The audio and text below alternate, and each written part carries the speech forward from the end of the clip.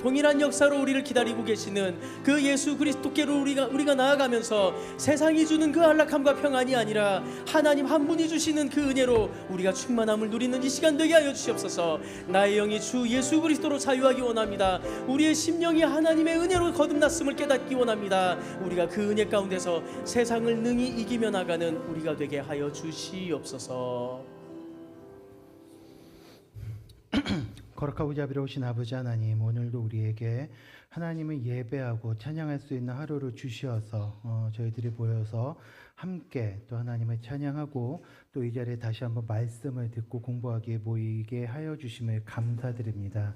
아버지 하나님께서 오늘도 이 자리 가운데 함께 하시고 우리 스스원의 교회 가운데 주께서 충만한 은혜를 더하여 주시어서 이 시간 온전히 하나님께서만 영광 받으시고 또 우리 말씀을 전하는 자나 듣는 자 모두가 주의 성령에 사로잡힌 시간 될 수 있도록 주께서 인도하시고 함께하여 주시옵소서. 이 시간 가운데 온전히 함께해 주시옵 믿사오며 거룩하신 예수님의 이름 받들어 기도 올리옵나이다. 아멘. 네, 오늘 우리에게 주신 하나님의 말씀은요, 신약 데살로니가 전서입니다. 데살로니가 전서 4장 14절부터 18절까지의 말씀입니다. 네, 신약 데살로니가 전서 4장 14절부터 18절까지의 말씀입니다.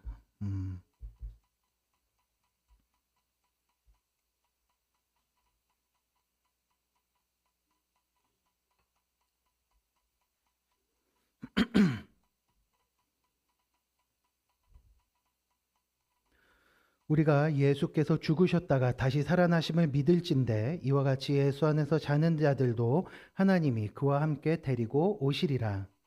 우리가 주의 말씀으로 너희에게 이것을 말하노니 주께서 강림하실 때까지 우리 살아남아 있는 자도 자는 자보다 결코 앞서지 못하리라.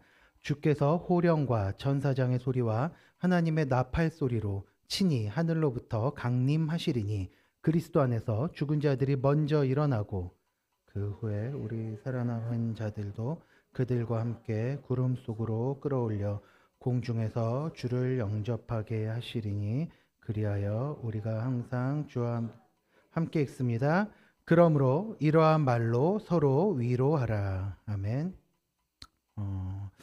좀 전에 이 말씀을 읽는데 좀 슬며시 웃음이 좀 나는 게 이 지금 16절, 17절이요. 제자훈련 그 교재 2권에서 그리스도의 그 승천과 재림 부분에서 요절, 핵심 요절 중에 하나입니다.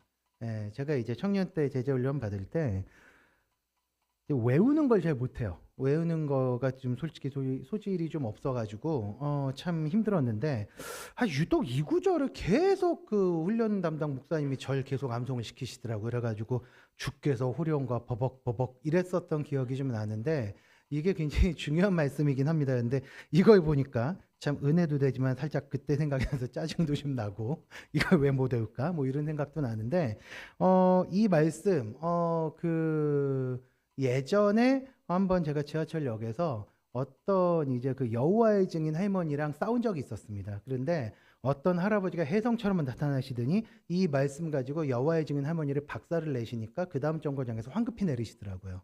네, 요런 구절 한두 개 정도 익혀 놓으셔야지, 외워 두셔야지만 나중에 혹시라도 그런 일이 있을 때 이제 그 말씀으로 이단과 좀 싸워서 이길 수 있다는 것도 좀 기억해 주시면 좋겠다라는 생각이 듭니다. 네, 우리가 드디어 그동안 우리가 이제 그 리딩 지어스를 쭉 이렇게 좀 따라 신앙훈련이 진행을 했었기 때문에 이제 리딩 지어스 각 권의 이제 그 챕터별 내용을 요약해서 한 설교가 그동안 이제 한 몇 주 진행이 됐습니다. 그래서 이제는 그 신앙훈련이 끝났으니까 이제 다시 이 하이델베르크 강해로 돌아가려고 하는데 아마 가물가물하실 겁니다. 이제 3월 첫 주인가 둘째 주에 이제 이 요리문답 강해를 하면서 그리스도의 부활 그리고 부활이 주는 유익 이것에 대해서 그리고 그리스도의 승천에 대해서 살펴봤었고요. 그때 이제 2번 살펴봅니다 했는데 그게 2달 지나서 오늘 하게 된 겁니다. 이제는 성경의 모든 예언 중에서 단 하나만 남았습니다. 뭐가 있죠? 그리스도의 재림입니다. 재림. 네. 이게 이제 우리가 그동안 살펴봤는데 그리스도의 비하와 승귀라고 하는 단어로 제가 설명을 드렸습니다. 낮아지신 그리스도 그리고 높아지신 혹은 거룩해지신 그리스도에 대해서 이제 얘기를 했는데 이제 그 거룩해지신 그리스도 즉 그리스도의 승귀에서 오늘 우리가 살펴볼 내용이 가장 절정에 해당하는 부분입니다. 그래서 오늘까지 하면은 이제 사도신경에서 그리스도 성부 하나님의 그러니까 성자 하나님에 대한 파트가 이제 다 끝나게 되는데 세번역 신앙 고백을 읽고 이제 그러한 내용을 좀 정리를 해보도록 하겠습니다. 우리 세번역 신앙 고백 이제 화면 뜰 텐데 그거 읽으면서 다시 한번 우리가 좀 정리를 좀 해보도록 하겠습니다. 네, 띄워주시고요. 나는 전능하신 하나님 시작하겠습니다. 나는 전능하신 아버지 하나님 천지의 창조주를 믿습니다. 나는 그의 유일하신 아들 우리 주 예수 그리스도를 믿습니다.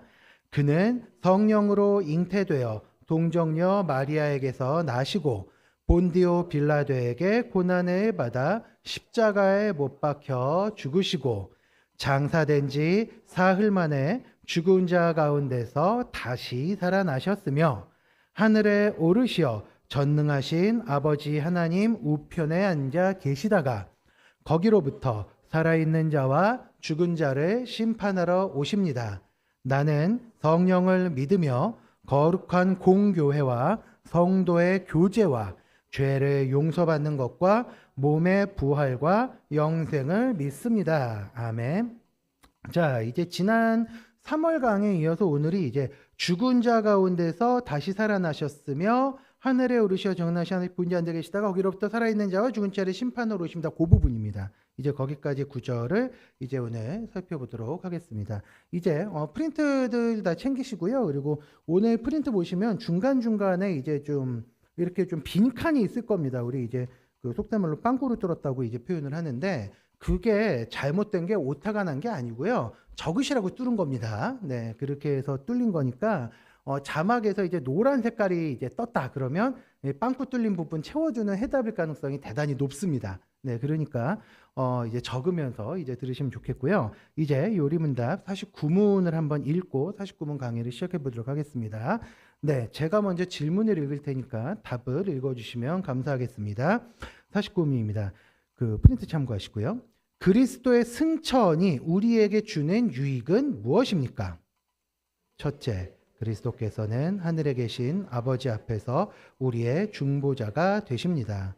둘째, 우리의 머리 되신 그리스도께서 그분의 몸인 우리를 장차 하늘로 올리실 확실한 보증이 되십니다. 셋째, 그리스도께서는 하나님의 보좌 우편에 앉으셔서 그분의 성령을 보내주시고 우리에게 능력을 주사 우리가 위의 것을 구하고 땅의 것을 구하지 않게 하십니다. 네, 작은 글씨로 된 거는 굳이 안 읽으셔도 괜찮습니다만 읽으시면 뜻이 좀 명확해지는 그런 부분입니다. 네, 그때 한번 제가 말씀드렸던 기억이 있습니다. 그리스도께서 하시는 행동들은 모두 철저하게 우리를 위한 것이다. 누구를 위한 것이라고요? 우리를 위한 것인데 이문장 목사님이라고 저기 그 이제 구리에 있는 세움교회 좀 담임이세요. 그분이 이제 제가 모교에 있을 때 저기 녹번동 모교에 있을 때 사경회를 한번 오셨었는데 그때 제가 들었던 게 한 20년 전이거든요. 근데 너무 인상 깊어서 이게 기억이 아직까지 좀 남아 있습니다. 뭐 토시 하나 틀리지 않고는 아닌데 대충 이렇게 얘기를 하시더라고요. 예수님께서 인간의 몸으로 이 땅에 오신 것은 철저하게 우리를 위해서 오신 것인데 이게 인류의 시간으로는 수천 년을 준비해서 오신 겁니다. 그런데 어떻게 예수님께서 모든 말과 행동 하나하나를 대충 하시겠어요? 그렇게 얘기하시더라고요. 생각해보니까 그렇죠? 예. 그냥 단순히 아브라함 때부터 예수님 때까지 계산해도 대충 뭐 많게 잡으면 4,000년, 적게 잡아도 2,500년에서 3,000년 나옵니다. 네. 그 시간 동안을 준비하셨다가 이제 사람의 몸으로 내려오셨으니 얼마나 이게 그동안 오랫동안 별로서 준비를 하신 것이겠어요. 네. 아무리 뭐 우리에게는 하루가 우리 하나님께는 우리의 하루가 1,000년 같고 1,000년이 하루 같은 분이시라고는 하지만 어쨌든 허투루 하실 분이 아니시라는 거예요. 그렇기 때문에 예수님께서 승천하신 것도 아이고 끝났다 나 이제 올라갈 테 니들이 알아서 해봐잉 이렇게 뿅 하고 올라가신 게 아니라는 겁니다. 이렇게 생각을 하셔야 돼요. 그러니까 그분이 하늘에 올라가신 것 또한 철저하게 우리 믿는 자들을 위한 것인데, 그렇다면 그분이 하늘에 오르셔서 어떤 일을 하셨느냐? 요리문답이 세 가지로 설명을 합니다. 이게 요리문답 보시면 첫 번째가 대충 요약을 하자면 중보하시는 일이에요. 중보사역. 그 다음엔 두 번째, 우리의 승천의 보증이 되시는 일이고, 세 번째가 마지막이죠. 보혜사를 보내주시는 건데, 요거를 이제 하나씩 좀 살펴보도록 하겠습니다. 첫 번째가 이제 요리문답에서 우리 하늘에 계신 아버지 앞에서 우리의 중보자가 되십니다라고 한 요 중보사역입니다. 네. 하늘에 오르신 첫 번째 이유가 뭐라고요? 우리의 유일하신 중보자가 되시기 위해서. 그래서 우리를 도우시기 위한 건데, 제가 일전에도 이 중보라는 표현에 대해서 자주 말씀드렸습니다. 이 중보라는 거는 오직 예수님만 가능한 거라 그랬죠. 히브리서 4장을 비롯해서 이 중보 사역은 굉장히 곳곳에서 이제 증언을 하고 있는 사역이에요. 근데 그 중에서 이제 요리문답을 보면은 이 문구를 그냥 학자들이 그냥 쭉 쓴 게 아니고요. 요런 문구를 쓴 거는 성경에 반드시 이 구절을 증거해주는 증거 구절이 있습니다. 이게 요리문답들의 특징이에요. 그래서 웨스트민스터 소요리문답, 대요리문답도 그렇고요. 우리 하이델베르크 문답도 그렇고, 그 외에 무슨 뭐 제나바 요리문답, 스코틀랜드 신앙고백서 다 이런 식으로 증거 구절이 있어요. 그런데 제가 그거까지 일부러 그 프린터에 다 집어넣질 않았습니다. 왜냐하면은 그게 들어가면은 골치가 아파요. 그래가지고 증거 구절을 일부러 뺐는데, 요 대목, 우리의 중보자가 되신다 요 구절은요, 요리문답이 로마서 8장이랑 요한복음 2장을 증거 구절로 씁니다. 그 중에 로마서 8장의 구절만 한번 살펴보려고 그래요. 자, 로마서 8장 34절인데 자막 보시면서 같이 한번 읽어보겠습니다. 시작. 누가 정죄하려 죽으실 뿐 아니라 다시 살아나신 이는 그리스도 예수시니 그는 하나님 우편에 계신 자요 우리를 위하여 뭐하는 자요? 간구하는 자라. 네, 그는 하나님 우편에 계신 자요 우리를 위하여 간구하신 자인데 이렇게 설명을 합니다. 간구라는 단어 앞에 뭐가 붙었느냐? 우리를 위해라는 구절이 있어요. 이거를 주목하셔야 됩니다. 간구를 하시긴 하시는데 우리를 위해 간구하신다는 거예요. 그러니까 예수님께서 하신 사역은 뭐냐? 모든 성도들을 위해 하나님께 간구하시는 건데 이게 바로 중보입니다. 중보. 근데 이 히브리서 4장을 보면은요, 이 개념을 쉽게 설명을 하기 위해서 예수님을 뭐에다 비해서 설명하느냐? 유대인들이 익숙하게 생각하는 대제사장으로 끌고 와요. 대제사장의 비주얼을 끌고 와서 예수님하고 매치를 시켜서 설명을 합니다. 어떻게 설명을 하느냐? 구약시대의 대제사장이 하는 일이 가장 중요한 일은 뭔가 하면요, 대속죄일. 대속죄일. 무슨 날이라고요? 대속죄일입니다. 이거 지금도 유대인들이 욤 키푸르라 그래가지고 지키는 날이에요. 그래서 대속죄일이 있는데 요 대속죄일이 되면 순염소 2마리 이렇게 데리고 옵니다. 그래서 한 놈을 잡아요. 그래서 대접에 피를 담습니다. 그래서 지성소로 들어갑니다. 지성소가 굉장히 두껍습니다. 그 천이. 그러니까 집에 가죽 잠바 한 벌씩들 다 있으시죠. 그 가죽 잠바 말고 우리 옛날 어르신들 좋아하는 밍크 코트 아시죠? 그 정도 두께가 이제 거기 휘장이라고 생각하시면 돼요. 그게 요렇게 돼 있습니다. 그럼 요렇게 들어가는 거예요. 대제사장이. 그래서 요거 이거 들고서 이렇게 덜덜덜덜 떨면서 대접에 따라서 이렇게 지성소에 가지고 들어갑니다.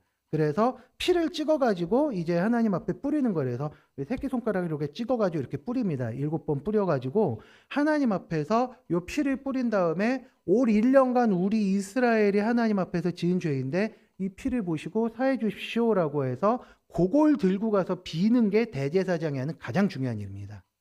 근데 지금은 여담으로 유대인들이 이게 안 되잖아요. 성전이 무너지니까. 그래서 가끔 이제 인터넷 보시면 웬 유대인들이 무슨 닭 돌고 닭 가지고 빙빙 돌리는 게 무슨 예능을 찍는 게 아니고 요즘은 이 닭을 머리 위에다 7번 돌리는 걸 가지고 요거를 대신한다 그래요. 예, 그런데 그 당시에는 대제사장이 있었을 때입니다. 그러니까 요 일은 대제사장한테만 허락된 일인데 누구나 유대인들은 아는 일이에요. 그래서 요 예수님이 하시는 그 중보 사역을 대제사장의 사역에 이렇게 매치를 시켜서 설명을 해주는 거거든요.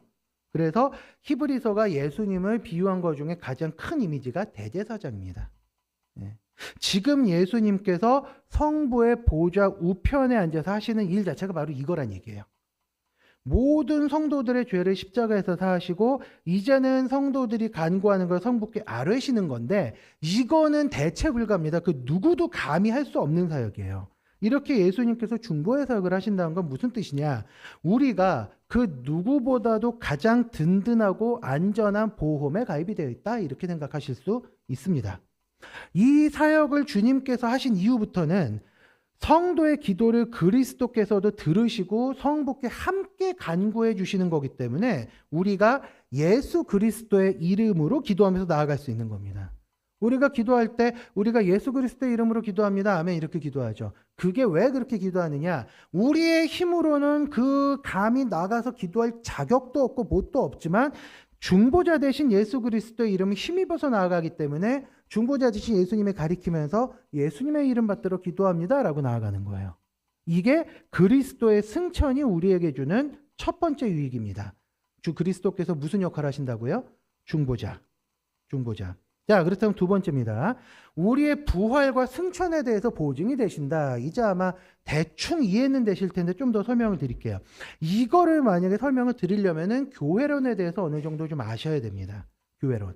이제 우리 그 교회론에 대해서 가장 잘 담고 있는 책이 에베소서인데 교회론에 대해서 궁금하면 우리 그 유튜브 홈페이지에 들어가셔가지고 목사님께서 하신 에베소서 강의 한번 쭉 들어보세요. 교회론에 대해서 아마 잘 정리하실 수 있을 거예요. 근데 이 자리에서 간단하게 그냥 한 줄로 설명을 한다면 에베소서에서 뭐라고 설명을 하느냐? 그리스도께서는 교회의 머리가 되신다라고 얘기하는데 에베소서 4장 15절에서 그렇게 얘기합니다. 그는 머리니 곧 그리스도니라. 그리고 교회는 몸이 되었다. 1장 23절이에요. 그렇게 얘기를 해서 그리스도와 연합한다 이렇게 가르칩니다. 이게 교회론의 핵심입니다. 사람의 몸으로 비유를 하자면 그리스도께서는 뭐라고요? 머리. 우리는 몸. 그 지체라고 하는 게 한자로 쓴 건데 가지지자에 몸체자예요. 그래가지고 지체라고 하는 게 무슨 뜻인가 하면은 왜 그 지하철 늦어지는 것도 지체라 그러죠. 왜? 그런 지체가 아니라 한자가 다릅니다. 우리 몸 하나하나 말단 하나하나를 얘기하는 게 지체라는 뜻이에요. 그런데 그리스도인들이 그러니까 그리스도를 주인으로 모시고 있는 교회의 일원인데 머리 대신 그리스도께서 지금 승천하셨습니다. 그렇다면 몸은 이 땅에 그냥 남아있을까요? 지금은 물론 남아있죠. 지금은 남아있지만 그 몸도 언젠가는 머리 대신 그리스도와 진정으로 연합하기 위해서 승천하지 않겠습니까? 언젠가 그렇게 될 거 아니에요. 머리가 위에 계시니까. 따라서 모든 성도들은 언젠가 승천할 건데 그래서 그리스도의 승천이 우리의 승천에 대한 보증이 된다는 얘기입니다. 네. 그렇게 해서 언젠가 만나야 되니까. 네. 그래서 그리스도의 승천이 우리에게 주는 유익은 뭐냐? 우리도 언젠간 부활하고 저렇게 승천할 수 있을 거야. 왜? 우리 머리 대신 그리스도께서 그렇게 하셨으니까. 이게 우리가 얻는 두 번째 유익이라는 거예요. 네. 그리고 마지막 세 번째입니다. 세 번째는 보혜사를 보내주십니다라는 게 되어 있는데 이게 참 오염이 많이 된 말입니다. 그 신천지들 때문에. 근데 이 보혜사라는 게 이 땅에 계실 때 보혜사 보내주시겠다고 말씀을 하셨는데 헬라어 원어를 보면은 돕는 자, 조력자 이런 뜻입니다. 그래서 어떤 분들은 조금 이거를 좀 뭐랄까 좀 이렇게 좀 약간 좀 과하게 의역을 해서 좀 뭐 보험 같은 거 들어주는 뭐 옆에서 이제 손해 사정사 같은 느낌으로까지 번역을 하더라고요. 도와주는 사람들이니까. 근데 이 예수님께서 보혜사를 보내시겠다는 약속은 이미 요한복음 14장에 나와요. 그런데 여기 보면은 보혜사 성령님에 대한 언급이 구체적으로 나오는데 26절을 보면 모든 것을 가르치시고 모든 것을 생각나게 하실 것이다 라고 얘기를 합니다. 보혜사께서 오셔서. 근데 어떻게 보면 좀 간단해요. 보혜사께서 오시면 모든 걸 가르치시고 생각나게 하실 거야. 이때 제자들은 너무나 많은 말씀 들었을 때니까 갸우뚱 이랬었죠. 그랬는데 요런 성령님의 사역이 이제 그 사도행전 2장에서 성령께서 직접 오시면서 이거였구나라고 제자들이 깨달은 거예요. 그 다음에 서신서에 보면은 성령님의 사역이 이 사람들도 깨달았고 직접 봤으니까 구체적으로 이제 드러나기 시작하는 겁니다. 골로새서 3장 1절을 보면은 그러므로 땅의 것을 구하지 말고 뭘 찾으라 그랬죠? 위의 것을 찾으라 이렇게 돼 있어요. 위의 것. 이게 요한복음 14장 말씀에 보충하는 겁니다. 모든 것을 가르치시고 생각나게 하시는 건데 그게 뭘 얘기하는 거냐? 성령님께서는 우리가 이 땅의 것이 아니라 하늘의 것을 찾도록 우리를 가르치시고 권면하시는 분이시다 이 얘기예요. 그러니까 요리문답이 이런 내용들을 바탕으로 해서 요걸 정리해서 이렇게 문구를 만든 겁니다. 뭐라고 했느냐? 우리에게 능력을 주셔서 위의 것을 구하고 땅의 것을 구하지 않게 하신다 이렇게 얘기하는 거예요. 그러니까 성자께서 성령님을 통해서 우리가 우리 뜻이 아니라 주님의 뜻을 따라 살아가도록 도우시는데 이게 끝내는 어떻게까지 가도록 하시냐? 주님을 닮아가도록 역사하신다는 겁니다. 이 모든 것이 뭐냐? 승천하신 그리스도로 말미암은 역사라는 거예요. 승천하신 그리스도께서 우리에게 주신 유익이 이렇게 크다는 건데 정신없으시죠? 정리 좀 해보겠습니다. 성자께서는요, 예수님께서는 승천하신 다음에 아야 그 피곤하다 십자가에 달려서 부활했으면 됐지 뭘 더 바라냐 니들끼리 놀아라 하고 올라가신 게 지다 아니다. 아니다. 만약에 예수님 아유 올라가셔서 휴가 즐기고 계시지 이러시면 큰일 납니다. 그럼 성령께서 뭐 하시냐? 지금도 우리를 돌보시고 지키고 계시는 분이다라는 건데 어떤 식으로 돌보시느냐? 우리의 첫 번째 유일한 중보자가 되신다. 그리고 두 번째, 언젠가는 우리가 하늘로 올려질 것을 보증하시는 확실한 보증이 되시고 가장 확실한 보험이라 그랬죠. 그 다음에 세 번째, 보혜사 성령님을 통해서 우리가 누굴 닮아가도록 주님을 닮아가도록 역사하신다는 거예요. 이게 다 성자께서 승천하신 덕분에 우리가 누리는 유익이라는 겁니다. 이렇게 요즘 낮 시간에 가끔 이렇게 TV 딱 틀어오면은 뭐 그런 광고 나오죠. 이 모든 것이 뭐 39,900원 뭐 이런 거 아시죠?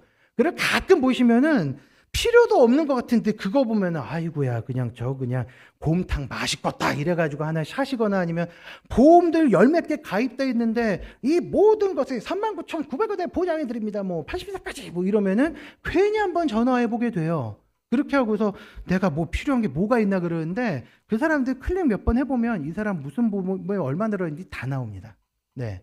그런데 혹해가지고 그거 들어가가지고 괜히 쓸데없는 거 많이 가입해 놓은 사람들도 있고요. 새로운 물건 지른 사람들도 있어요. 그런 그따위의 보증, 보험, 뭐 아니면 상품이랑 우리 주님께서 승천하셔가지고 우리에게 주신 유익이랑 감히 비교조차가 안 된다는 거예요. 그러니까 쓸데없는 보험, 물론 보험은 드셔야 되겠지만 쓸데없는 보험에 목숨을 걸지 마시고 그리스도의 승천이 우리에게 주는 유익을 묵상하는 것이 어떤 면에서 우리에게 훨씬 더 큰 유익을 준다는 걸 기억하실 필요가 있습니다. 네. 자, 그렇다면 이제 50문과 51문인데, 우리 성도님도 아마 보신 적 있으실 거예요. 이제 그리스나 아니면 이제 그 러시아나 뭐 이런 쪽의 교회가 동방교회라 그러거든요. 좀 이제 가톨릭이랑 또 좀 다릅니다. 그런데 이 동방교회 같은 경우에 보면요.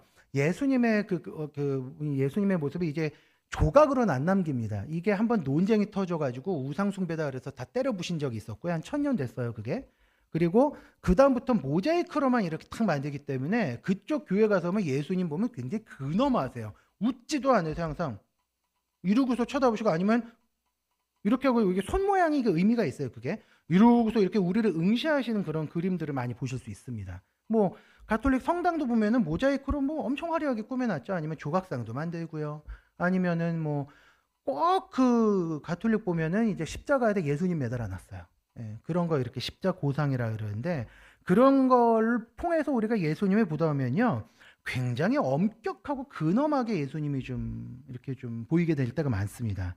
그래서 그런지 모르겠는데 정말 많은 그리스도인들이 생각하는 하나님에 대한 이미지는요 이제 아이들 보는 그 그리스 신화에 나오는 그 제우스 신 있죠. 왜?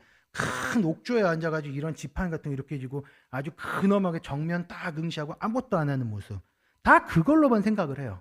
이게 무슨 얘기냐? 저 높은 하늘 보좌에 하나님께서는 좌정하셨어요. 앉아 계세요. 그래서 이 땅은 내려다 보십니다. 아주 근엄한 얼굴로. 그런데 우리 삶에는 개입은 안 하세요. 주님, 저 힘들어요. 어떡하라고? 주님, 저 정말 죽겠어요. 살려주세요. 그래서 어쩌라는 것이냐? 이렇게만 생각하는 거예요. 이렇게 근엄하게 예수님께서는 승천하신 다음에 근엄하게 자리만 잡고 계실까요? 이거에 대한 질문에 대한 답이 50문하고 51문입니다. 그래서 이제부터 이 50문과 51문에 대해서 우리가 또 살펴보도록 하겠습니다. 자, 그 프린트 뒷장에 있습니다. 50문 제가 먼저 읽겠습니다. 하나님 우편에 앉아 계시다가라는 말은 왜 덧붙여졌습니까? 그리스도께서 하늘에 오르셔서 자신이 교회의 머리이심을 보여주셨고 성부께서 그분을 통하여 만물을 다스리시기 때문입니다. 자, 51문도 읽겠습니다. 우리의 머리 대신 그리스도의 이러한 영광이 우리에게 주는 유익은 무엇입니까? 첫째, 그리스도께서는 그분의 성령을 통하여 자신의 지체인 우리에게 하늘의 은사를 부어주십니다.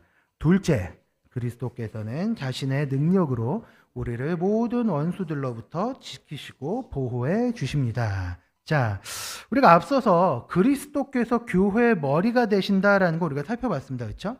근데 이게 무슨 뜻일까요? 그리스도께서 교회의 머리가 되신다. 이게 무슨 뜻일까요?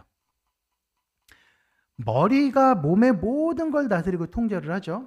예, 머리가 모든 걸 다스리고 통제합니다. 이 머리에 이 뇌가 있죠. 이 뇌가 온 몸의 모든 부분을 다 통제하는 중추신경의 역할을 합니다. 심지어는 우리가 발가락 꼼지락꼼지락 하는 것도 뇌의 영향이고요. 우리 안에서 심장이 벌렁벌렁 뛰는 것도 뇌에서 이 심장을 통제하기 때문에 그런 겁니다. 마찬가지입니다. 교회는 그리스도의 뜻대로 움직여야 된다는 거예요. 여기에 교회의 정체성이 있습니다. 교회는 사람이 아니라 하나님의 뜻대로 움직여야 하는 공동체라는 얘기예요. 세상의 가치가 아니라 성경의 가치, 하나님께서 기뻐하시는 대로 움직여야 된다는 거기 때문에 교회는 세상의 가치관에 영향을 받아서는 안 됩니다. 그렇다고 해서 교회가 모든 걸 다 뭐 세상의 것 멀리하고 다 때려치고 그냥 성경의 것만 따르라 그렇게 해가지고 극단적으로, 우리 실제로 그런 교회들이 있습니다. 극단적으로는 이런 마이크도 안 쓰는 교회들도 있어요. 예, 이런 거는 아닙니다. 교회에서 뭔가를 할 때 모든 행동은 어디에 근거를 둬야지 된다는 얘기예요? 성경. 이게 교회의 원칙이고 이게 50문의 전제 조건입니다. 그런데 이 승천하신 성자께서 하시는 가장 중요한 사역이 통치입니다. 통치. 지금 성자께서 아까 우리 49문에 살펴봤죠. 하나님 보좌 우편에 앉으셔서 이 세상을 통치를 하고 계시는데 이 장면을요, 말 그대로 예수님께서 무슨 어떤 큰 의자 오른쪽에 앉아 계시다 이렇게 생각하시면 이게 좀 곤란합니다. 왜 그런가 하면요, 이게 신학 용어 중에 신인동형론이라고 하는 용어가 있어요. 좀 어렵죠? 신인동형론인데 이게 뭔 소린가 하면요, 사람과 하나님을 똑같은 형태로 이야기한다 이런 뜻이에요. 그러니까 하나님의 사역을 인간의 모습이나 행동에 빗대서 설명을 한다는 게 신인동형론인데, 이 용어를 설명하자면 이게 이런 뜻이에요. 우리가 이제 사극이나 아니면 역사 공부할 때 보면은 어떤 사람이 왕이 됐습니다. 뭐 예를 들어서 이성계가 왕이 돼서 조선왕조를 열었어요. 그럼 우리가 이거를 뭐라고 얘기하느냐? 왕위에 올랐다. 아니면 좀 더 사극스러운 용어를 쓰면 보위에 올랐다 이렇게 얘기를 하죠. 그죠? 아니면 좀 뭐 다른 표현으로 문학적인 표현을 쓴다는 왕좌에 앉았다 이렇게 얘기를 합니다. 그죠? 옛날에 이제 그 뭐 박세리 선수가 이제 한참 골프 칠 때 오면은 골프 여제 박세리 그러면서 뭐 등극식 뭐 왕좌에 앉았다 뭐 이런 표현들 많이 쓰잖아요. 이게 왜 그런가 하면요, 왕의 통치라는 게 옥좌에 딱 앉아가지고 이루어졌기 때문에 그래요. 예. 그게 뭐 의리의리하고 뭐 무슨 뭐 번쩍번쩍하고 어우 눈부셔 이런 옥좌는 아닙니다. 우리 뭐 근정전 놀러 가서 이렇게 경복궁 보시면요, 근정전 의자요 나무로 만들었어요.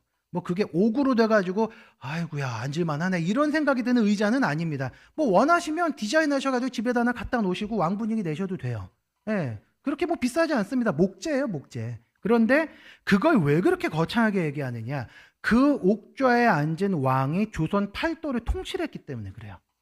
이게 마찬가지입니다. 옛날에는 어느 지역이나 다 똑같았기 때문에 성경에서도 그걸 그대로 그 표현을 가져온 거예요. 그 개념을. 보좌에 앉으셨다라고 표현하는 건 뭐냐? 하나님께서 하나님의 권능으로 온 세상을 통치하는 상황을 보여주는 걸 그렇게 비유를 한 겁니다. 그래야 말귀를 알아들으니까. 하나님께서 다스리셨다 이러면은 그냥 이렇게 넘어가는데, 하나님께서 보좌에 앉으셨다 그러면 전부 다 사람들이 자기 나라 왕 생각하면서 우와 이러거든요. 그래서 그 표현을 갖다 쓴 거예요. 지금도 뭐 우리 뭐 TV에 미국이나 뭐 영국 대통령 수상들 앉아가지고 뭐 했다 그러면은 죄다 뭔 의자 앉아가지고 사인하잖아요. 지금도 어딘가에 앉아서 결정을 합니다. 그런데 그때에도 보좌라는 걸 끌고 온 거예요. 그리고 두 번째, 오른쪽이라는 표현을 보셔야지 되는데, 오른쪽. 뭐 이 중에 간혹 이제 그런 분들 계실 수 있습니다. 나는 식사 왼쪽으로 하는데 이런 분들 계시죠? 예. 나 왼손잡이야 하시는 분들 계시는데 보편적인 거 얘기하시니까 섭섭해도 참아주시고요. 오른쪽이라는 것도 힘을 강조하기 위한 표현인데, 이제 사람들이 다 어지간하면 오른손을 많이 쓰잖아요. 그죠? 그렇기 때문에 오른손으로 뭔가를 한다 그러면 이 사람이 실질적으로 일을 한다, 힘을 쓴다, 뭔가 행동을 한다, 이런 뜻이에요. 그래서 성경에 보시면 이 오른손이 이런 상징으로 사용된 예가 좀 많이 등장을 하는데, 제가 구약에서 두 가지를 좀 설명을 드리자면, 창세기 48장을 먼저 예를 좀 들어보겠습니다. 여기 보시면 야곱이 이제 죽을 때가 다 있어서 이제 착 침상에 누워가지고 왜 이러고 있는데, 이제 요셉이 자기 아들들, 야곱의 손자들을 데리고 온 거예요. 아버지, 제 아들도 한 번도 못 보였죠. 네 아들이냐? 이러고 이렇게 둘이 오니까 이제 걔네들한테 이제 뭔가 축복을 해줘야 될 거 아니에요. 아버지, 얘가 첫째 므낫세고요, 얘가 둘째 에브라임입니다. 축복 좀 해주시오. 그러니까 이제 그 야곱이 야 손자들 이리 왔나? 이렇게 하고서 이제 축복을 하시려고 그러는데, 이렇게 손을 얹어서 이렇게 축복을 해야 되는데, 첫째 므낫세, 둘째 에브라임 이렇게 있으니, 그러니까 첫째 므낫세, 둘째 에브라임 이렇게 있는데, 이렇게 축복을 해줄 줄 알았는데 갑자기 이렇게 하는 거예요. 엇갈려가지고, 팔도 불편해 죽겠는데, 그러니까 요셉이 이게 무슨 뜻인지를 아니까 불만이 있어요. 아버지, 첫째는 얘인데요. 시끄러. 내가 얘 첫째인 걸 몰라서 그런 게 아니야.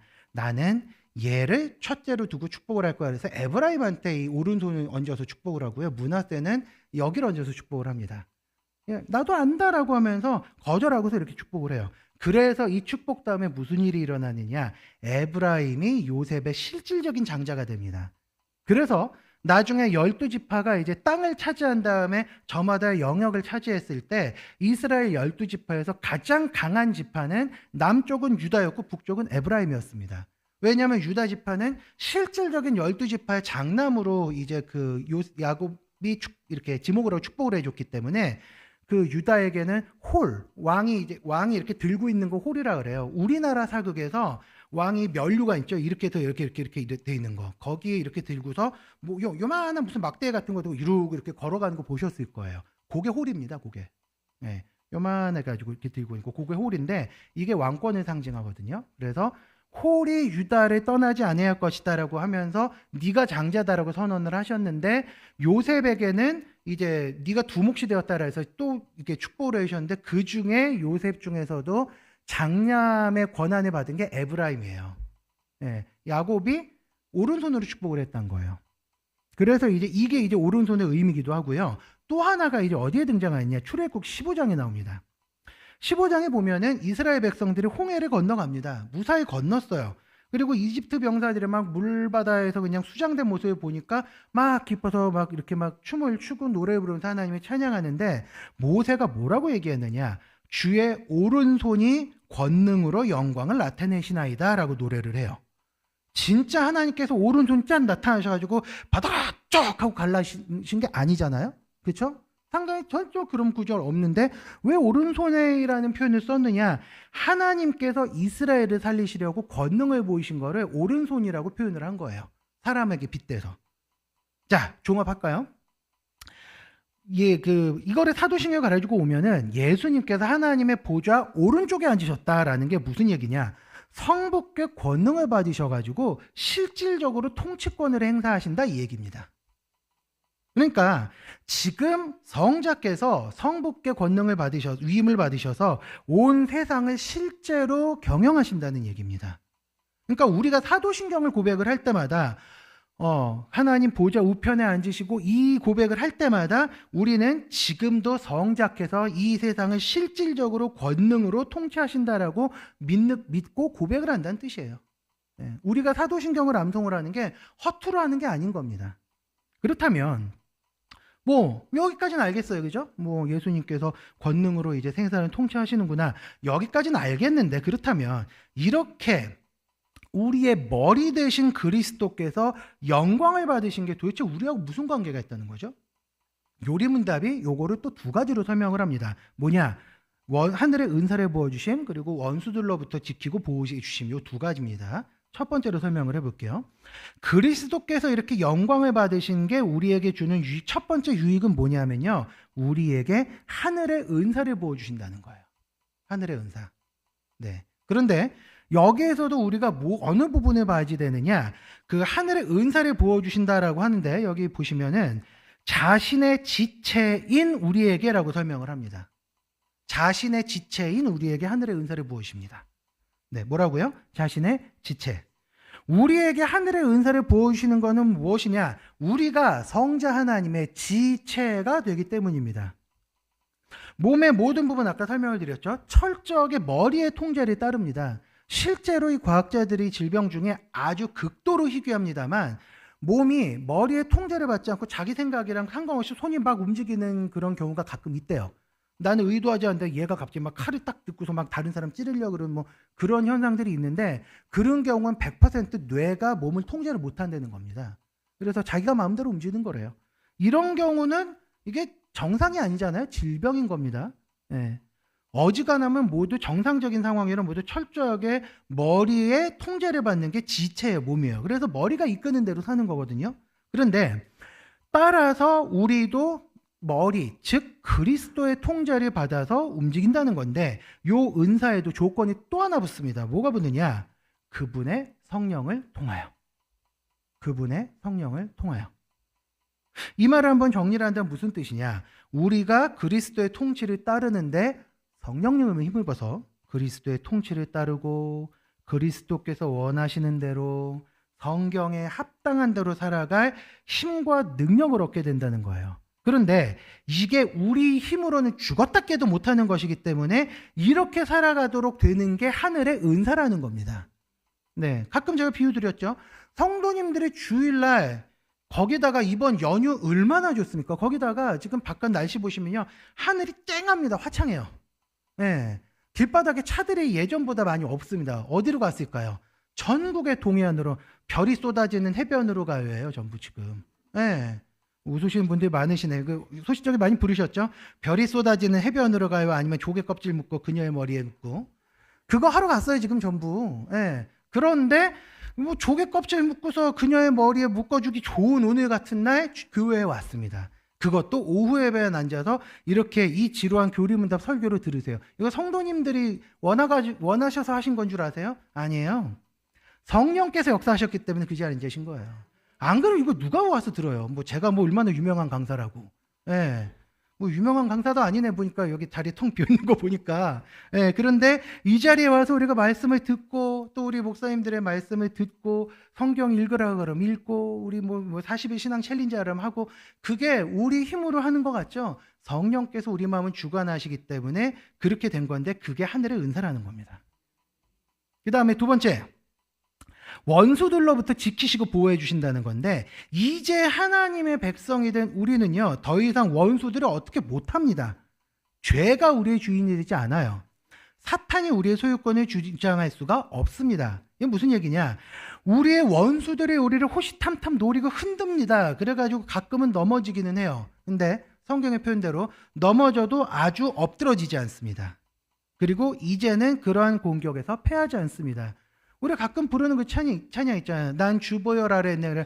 난 원수의 어떠한 공격에도 그 다음에 더 이상 넘어지지 않네. 그게 우리 상태인데, 그게 뭐 우리가 하도 맞다 보니까 맷집이 세져는 아닙니다. 그리스도께서 우리를 보호해 주시는 특권을 누리기 때문입니다. 예, 보험 이렇게 가입하면 특약사항 따라오잖아요. 이게 우리 예수님을 믿을 때 따라오는 기본, 특약도 아니에요. 이건 기본 그 중에 하나입니다. 이런 은사를 우리에게 주신다는 거예요. 그런데 그리스도께서 그냥 승천하신다면 끝이 아니죠. 재림을 하십니다. 그런데 그리스도께서 재림하시는 것이 우리에게 어떤 유익과 위로가 되는지 52문을 마지막으로 읽어보고 정리해 보겠습니다. 52문입니다. 그리스도께서 살아있는 자와 죽은 자를 심판하러 오시는 것은 당신에게 어떤 위로를 줍니까? 나는 어떠한 어려움과 박해를 당하더라도 모든 저주를 제거하신 그분께서 심판자로 오실 것을 간절히 기다리게 됩니다. 그분은 나의 원수들이기도 한 그분의 모든 원수들에게 영원한 심판을 내리실 것이지만 나와 그분의 택하심을 받은 모든 성도들을 하늘의 기쁨과 영광 가운데로 인도하실 것이기 때문입니다. 그동안 이제 요리문답을 쭉 보시면은 항상 우리에게 이렇게 물어봐요. 우리에게 어떤 유익이 있습니까? 이렇게 물어봤습니다. 그동안 그랬어요. 지금 당장 우리 그 50문, 51문에 보셔도 그리스도의 이러한 영광이 우리에게 주는 유익은 무엇입니까? 이렇게 물어봤거든요. 그런데 여기서는 그렇게 안 물어봅니다. 뭐라 물어보느냐? 어떤 위로를 줍니까? 이렇게 물어봐요. 어떤 위로를 줍니까? 이게 무슨 말이냐? 그리스도의 재림은요, 우리에게 유익과 함께 큰 위로가 되는 사건이다라는 걸 내포한다는 거예요. 그리고 그 시작을 보시면 어떻게 시작이 되어 있느냐? 어떠한 어려움과 박해를 당하더라도 이렇게 되어 있습니다. 이거는 성도의 삶은요, 고단하고 괴로운 삶이다라는 걸 암시하는 거예요. 성도의 삶은요, 평안하거나 부유하거나 뭐 이렇지는 않아요. 뭐 어떤 사람들 그렇게 얘기하죠. 뭐 예수를 믿으면 뭐 영혼이 잘 되고 물질의 축복을 받고 뭐 어떻게 어쩌고 하는 뭐 속칭 상박자고는 어쩌고 얘기하는데 이건 성경적이지 않습니다. 이거 허상이에요. 성경 어디에도 이런 얘기 없습니다. 물론 그리스도인들 중에서 하나님의 은혜로 물질의 복을 받고 건강을 받고 누리는 사람들도 있기는 있어요. 그런데 전체 그리스도인들 중에서 그런 사람들 의외로 그렇게 많지 않다는 거예요. 예. 그래서 어떤 분들은 예수님을 믿었더니 막 하나님께서 뭐 물질의 복을 주셔가지고 이런 일이 되고 뭐 이런 간증을 하잖아요. 그럼 어떤 분들은 상처받는 분들이 있습니다. 그럼 나는 하나님께서 버리셔서 요 모양 요 꼴인가? 이런 사람들도 있어요. 전 학교 사역하잖아요. 그래서 다른 교회 가면은 제가 제일 뭐라 그러는 게 그겁니다. 애들 그 중고등부 애들 무슨 뭐 서울대 연고대학교 현수막 붙이고 그따위 짓거리 하지 마시라고. 그러면 대학 못 간 애들 얼마나 상처받는지 아시냐고. 인문계 애들 중에서 절반은 대학을 못 가요. 네, 대학 간 애들이 절반밖에 없어요. 그리고 그 절반 중에서도 서울대, 연고대, 뭐 소위 말하는 서울에 있는 명문대 가는 애들은요, 10명 중에 1명이에요. 근데 그 10명 중에 1명을 위해서 현수막 가면 10명 중에 9명 얼마나 상처를 받습니까? 요즘 젊은이들이 그래서 교회 떠나요. 교회 다니면 더 상처받는다고. 어떤 사람은 뭐 간증을 하면 뭐 취업도 잘 되고 어떤 사람은 뭐 좋은 사람도 만나서 뭐 결혼도 하고 뭐 물질의 복을 누리고 있는데 나는 그렇게 못한 거 보니까 하나님이 버리셨나? 이래서 상처받고 떠난대요. 그런 사람들 많아요. 그리스도인들의 삶은요, 사실은 이렇게 물질의 복만을 추구하는 삶이 돼서는 안 된다는 거예요. 아니, 먹고 살려면 당연히 우리 일용할 양식 구하긴 해야죠. 그게 잘못됐다는 건 아니지만 그것만 추구하면 안 된다는 거예요. 진리를 따르는 삶은 평안할 수가 없습니다. 무리하고 싸우고 비진리와 맞서는 삶이기 때문에 성도가 가는 길은요, 요즘 말로 하면 꽃길이 아니라 가시밭길이에요. 이거를 가장 잘 보여준 사람들이 요 요리문답 작성될 당시 비슷한 시기를 살던 프랑스에 있던 성도들입니다. 이 성도들을 위그노라고 불렀거든요. 이 사람들은 어떤 사람들인가 하면 그 깔뱅의 우리 같은 장로교의 그 형제들입니다. 깔뱅의 신학을 따라서 성경적으로 믿고 성경적으로 살기 위해서 막 몸부림치던 사람들인데 한 가지만 얘기를 좀 드릴게요. 유명한 일화가 있어요. 깔뱅의 후예들이 이제 자국어 프랑스어로 성경을 번역을 해서 이제 보급을 했어요. 근데 그게 불법입니다. 가톨릭에서는 이제는 자기네 나라 말로 이제 번역을 하게 하지 옛날엔 그거 다 불법이었어요. 네, 다 라틴어 성경만 읽게 했거든요. 근데 이 성경을 읽으니까 이게 진리잖아요. 얼마나 좋아요. 그러니까 위그노 가정에서는요, 저녁마다 성경을 읽으려고 얼마나 노력을 했느냐. 얘들아, 커튼 쳐라. 그럼 다 커튼 치고 옛날로 치면 등화관제합니다. 그리고 큰 녀석이 이렇게 열고 이렇게 망을 봐요. 그럼 뒤에서 아버지가 이렇게 성경 꺼내면 애들이 그 난로가에 이렇게 모여가지고 아버지가 성경 읽는 거 이렇게 듣습니다. 예, 귀로 들어요. 그런데 애가 보다가 아버지 군인들이 와요 이렇게 소리를 지르면은 성경 숨기고 어머니가 애들 데리고 후다다닥 뒷문으로 애들 데리고 도망가요. 그런데 이게 성공을 하면 모르겠는데 가끔 아버지가 야 큰놈아 너도 빨리 나가라 이렇게 딱 아버지가 잡히는 경우가 있거든요. 그러면 어떻게 되느냐, 성경을 읽었다라는 제목으로 그 자리에서 목을 매서 죽여버린 경우가 많았고요. 그 다음에 아닌 경우에는 이게 그 1500년대기는 하지만 그 비주얼은 뭐 생각하시면 되냐, 옛날 배너에서 노 젓는 거, 그 갤리선 노역군 그걸로 끌고 가가지고 평생 노 젓다 죽은 사람들이 많았습니다. 죄목은 뭐 성경 읽었다고. 그런데 포기 안 해요.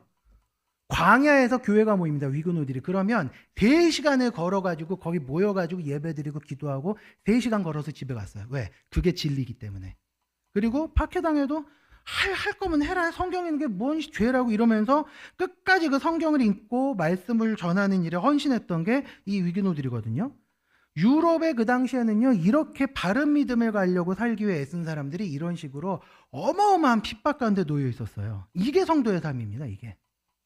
그렇기 때문에 그 시대를 살았던 사람들이기 때문에 요리문답의 앞에 전제 조건으로 뭘 써놨느냐, 어떠한 어려움과 박해를 당하더라도 이걸 써놓은 겁니다. 그러니까 성도들은요, 성자께서 심판주로 오실 걸 간절히 기다리면서 순례길을 걷으러 가는 거예요. 그래서 실제 독일어 원문을 보시면 그분께서 심판자로 오실 것을 간절히 기다리게 됩니다. 이 문구가 머리를 들어 줄을 봅니다. 이렇게 돼 있어요. 이거 제가 조금 의역한 거예요, 사실. 그 어떤 박해와 좌절이 있더라도 그리스도인들은 어떤 사람들이냐, 고개 숙이고 땅을 바라보면서 에휴 내가 죽어야지 이러고 한숨만 쉬는 게 아니라 내 죄를 사하신 그분을 사모하면서 고개 들어서 주 오심에 목토하려고 하늘 쳐다보는 사람들이 성도들이란 거예요.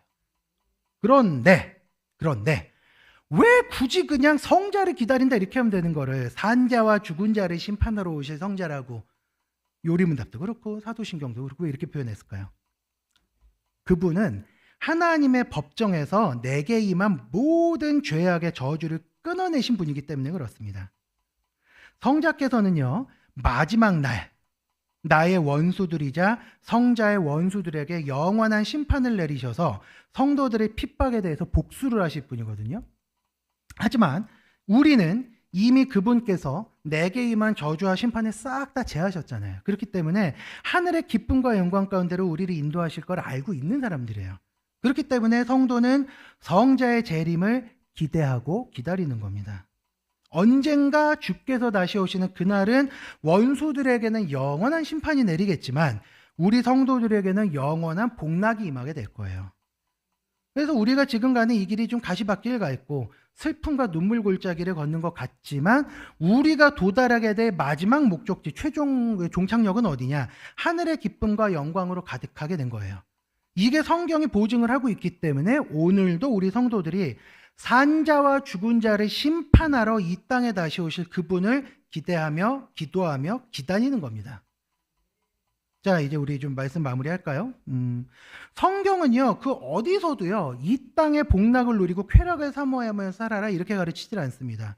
주어진 분복에 만족하면서 주신 은혜에 감사하면서 살아라. 근데 왜 그러냐? 이게 겉으로 볼 때만 그렇다는 거고요.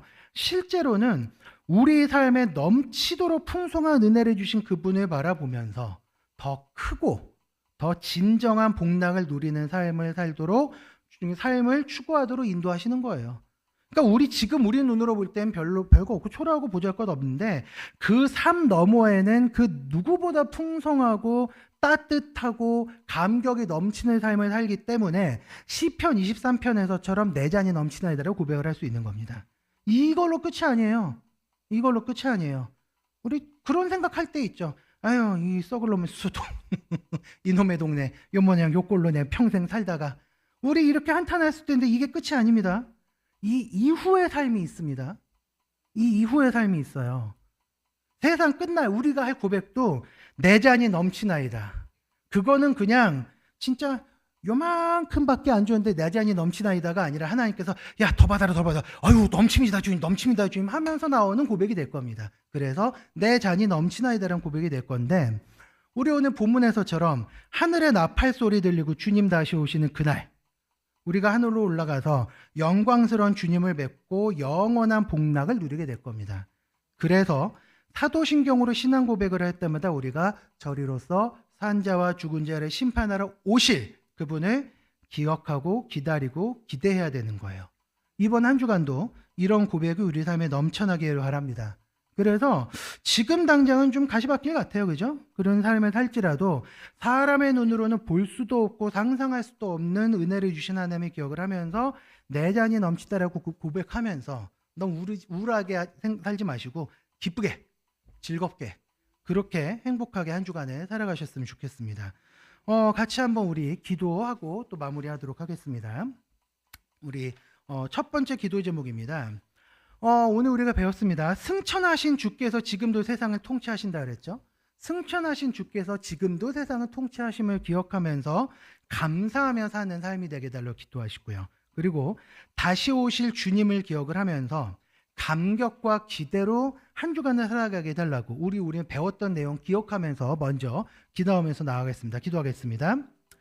거룩하고 자비로우신 아버지 하나님, 오늘도 우리 가운데 하나님께서 크신 은혜를 베풀어 주시어서 우리가 정말 하나님께서 주 그리스도께서 주 성자께서 승천하셔서 우리를 위해서 이 땅을 다스리고 계시며 그리고 언젠가는 우리를 위해서 이 땅에 다시 오셔서 이 세상을 심판하시고 우리를 영원한 복락 가운데로 인도하시리라는 것을 우리가 배웠사온데 아버지 하나님이시여 주님께서 인도하여 주시어서 이번 한 주간도 우리가 승천하신 주께서 지금도 우리를 다스리시고 기억하시고 이 땅을 통치하신다는 것을 기억하게 하여 주시오며 감사함으로 이번 한 주간에 살게 하여 주시옵소서. 또한 다시 오신 주님을 기억하면서 우리가 감격하고 기대로 살아가는 한 주간이 될 수 있도록 주께서 인도하여 주시옵시고 아버지 하나님 우리가 살아갈 때마다 힘들 때마다 이 땅의 것만 보지 않고 마라나타 주여 다시 오시옵소라고 주님을 바라보면서 살아갈 수 있는 우리들 될 수 있도록 주님 인도하시고 함께하여 주시옵소서. 주님 그렇게 살아가는 한 주간 되도록 주님 인도하여 주시옵소서. 두 번째 기도 제목 드리도록 하겠습니다. 이번 한 주간을 살아갈 때 내 잔을 넘치게 하시는 하나님의 은혜, 주의 통치를 우리가 삶에 온전히 이루어지는 그 은혜, 그리고 하나님의 통치가 이루어질 때 우리 가운데 오는 기쁨과 즐거움이 우리 삶에 좀 넘쳤으면 좋겠습니다. 이 예수 믿는다는 게 맨날 주여 주여 하면서 눈물 짓는 게 아니라 즐겁고 유쾌하고 행복할 수도 있어요. 이번 한 주간 정말 즐겁고 유쾌한 한 주간 되게 해달라 기도해 주시고 한 가지 더 기도할 때는 우리 환우들 위해서 좀 같이 기도하시면 좋겠습니다.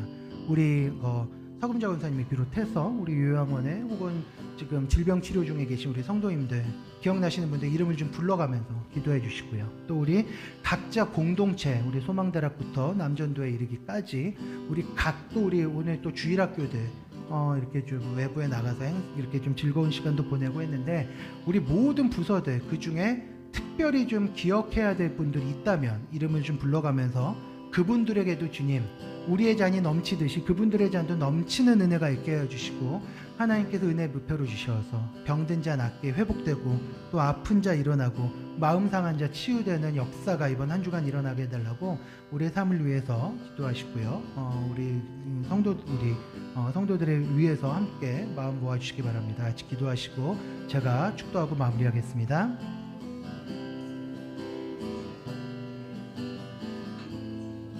아버지 하나님, 주께서 주시는 은혜가 얼마나 놀라운지 감격스러운지 우리가 이번 한 주간 우리의 삶을 통하여서 고백하게 하시고 내 잔이 넘치나이다, 우리 삶에 주께서 주시는 은혜가 넘치나이다라는 고백을 우리 온 삶을 들여서 할 수 있도록 주님 인도하시고 함께하여 주시옵소서. 무엇보다도 간구 없기는 아버지 하나님이시여 우리가 잊지 말아야 될 우리 중요한 우리 성도들이 있습니다. 아버지 하나님이시여 정말 낙심해서 교회를 떠난 성도들이 있다면 그들에게 찾아가 주시옵시고 여러 가지 사정으로 인하여서 예배를 드릴 수 없는 지경에 있는 성도들이 있다면 상황을 주님께서 역전시켜 주시옵시고 또 몸이 아프거나 병들어 있는 우리 성도들이 있다면 회복시켜 주시어서 아버지 하나님 그 성도님들의 삶에서도 내 잔이 넘치나이다, 주님의 은혜가 차고 넘치나이다라는 고백을 할 수 있도록 주님 인도하여 주시오며 특별히 이번 한 주간 우리 스타운의 교회 모든 성도들 가운데 하나님께서 크신 능력과 은혜를 더해 주셔서 하나님의 은혜가 차고 넘치는 아버지 하나님 은혜가 충만한 그런 일들이 있도록 주님 인도하시고 함께하여 주시옵소서. 그런 한 주간 되도록 주님이 역사하여 주시옵시고 우리 모든 성도들 가운데 하나님 주님께서 크신 은혜를 더하여 주시옵소서.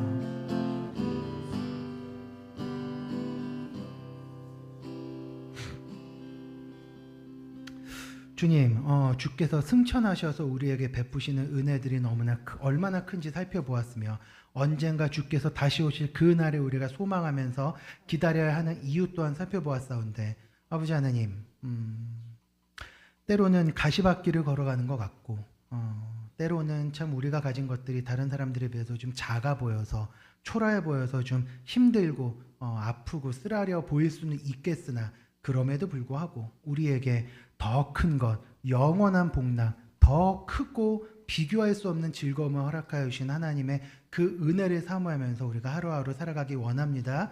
주님께서 함께해 주십시고 이번 한 주간을 살아갈 때 항상 주의 은혜로 인하여서 즐겁고 기쁘고 행복한 일이 가득한 한 주간 되게 해 주시옵시고 또 우리 주변에 있는 우리의 연약한 지체들을 돌아보며 그 연약한 지체들에게도 하나님께서 동일한 은혜를 베풀어 주시기를 사모하면서 나아가는 한 주간 되도록 인도하여 주시옵소서. 가정의 달이라 여러 가지 이렇게 쉬는 날도 좀 넉넉하고 여러 가지 여유들이 많은 한 주간 하나님께서 더욱더 큰 은혜 베풀어 주시옵시고 우리의 앞선 세대에서부터 다음 세대에 이르기까지 모든 세대가 주로 말미암아 기뻐하고 행복한 한 주간 되도록 주님 인도하시고 함께하여 주시옵소서. 우리 주 예수 그리스도의 은혜와 하나님의 사랑과 성령의 교통하심이 고개 숙인 주의 백성들 가운데 이제로부터 영원토록 함께 있을지어다. 아멘.